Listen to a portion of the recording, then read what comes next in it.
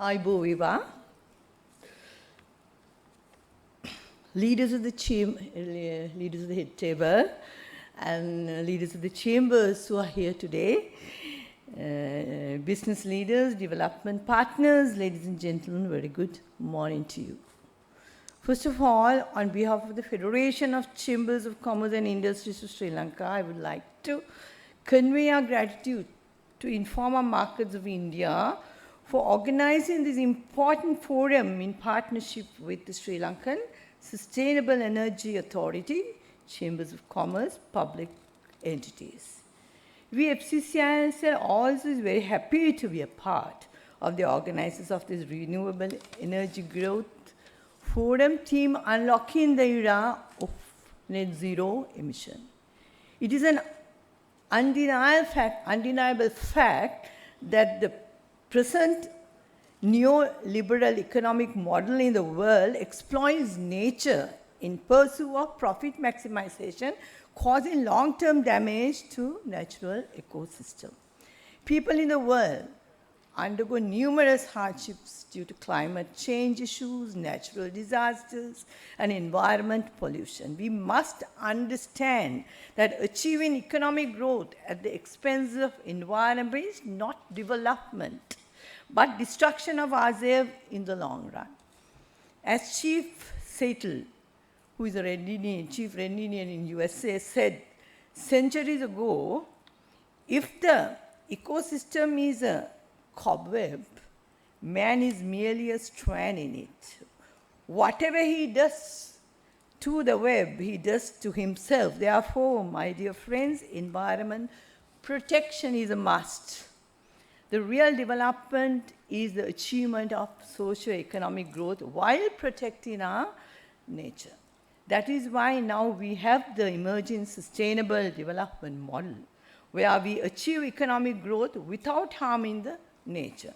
In these regards, it's needless to say that we business leaders have a major role to play. In this context, transition green energy from energy produced by fossil fuels is a must, given that power generated by fossil fuels such as coal and petroleum cause global warming, creating climate change issues and natural hazards. Using fossil fuels in power and industrial sectors results in high degree of greenhouse gas emissions. In fact, South Asia air is one of the most polluted in the world due to this scenario. Therefore, political leaders and business leaders in our country should focus more on green energy and eco-friendly products. Talking about my country, despite the present problem in power supply, Sri Lanka has been doing well in energy or electricity production throughout many decades. According to the data from the Sri Lankan government, electricity generation has been increased 4 times between the period between 1992 and 2016. In fact, access to electricity has reached from just about 50% in 1990 to nearly 100% of the population by the end of 2016, despite the increase in demand for electricity over time. However, the drawback is that Sri Lanka depends heavily on coal and petroleum for production of electricity. Presently, less than only 10% of the total electricity production is generated by renewable sources such as solar, small hydro, and wind, whereas over 50% produced by fossil fuels such as coal and petroleum. About 39% of the electricity demand is produced by biomass, while only 9% is generated by hydro. Therefore, it is clear that Sri Lanka's heavy use of non-renewable energy sources cause harm to natural environment.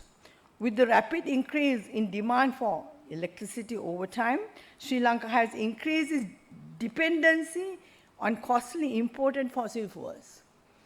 In this process, Sri Lanka's greenhouse gas GHG emission has increased. However, Comparatively, Sri Lanka is less among the lowest in the world and in South Asia in terms of GHG emission. From an economic perspective, Sri Lanka's heavy dependence on fossil fuels for power generation has been very costly because Sri Lanka spends billions of dollars for importing fossil fuels every year. In fact, as you know, Sri Lanka is now struggling to supply electricity to our people because Sri Lanka presently does not have enough dollars to import fuels. As a result of it, we are now facing about 5-hour power cuts daily. Taking these adverse impact on economy and the environment into consideration, Sri Lanka has to take some steps for gradual transition to comprehensive generation of renewable energy. It is commendable that at the 22nd Conference, United Nations Framework Convention on Climate Change, Sri Lanka pledged to use 100% renewable energy for electricity generation by 2050. Moreover, by 2050, it has been estimated that the 100% renewable energy scenario can potentially save Sri Lanka about USD 19 billion by avoiding the use of imported fossil fuel. Therefore, while achieving the goal of 100% renewable energy, Sri Lanka can use this saving for other development goals. It will also ensure that Sri Lanka's development and economic growth are built on a foundation of long-term, carbon sustainability. Sri Lanka's energy sector development plan aims to become energy self-sufficient by 2030 using indigenous natural gas and large hydro along with renewable source of energy. Therefore, generating electricity by using 100% renewable sources by 2050 will be a great leap forward achieving climate sustainability for Sri Lanka. In this ambitious roadmap of becoming 100% renewable energy country, the Sri Lanka private sector, we business leaders have a major role to play according to estimates. Sri Lanka needs about USD 56 billion in the power sector to achieve 100% renewable energy scenario. In fact, prominent investors in South Asia, economic powers like India, in other economic powers in Asia, Europe, and the Western world can partner with the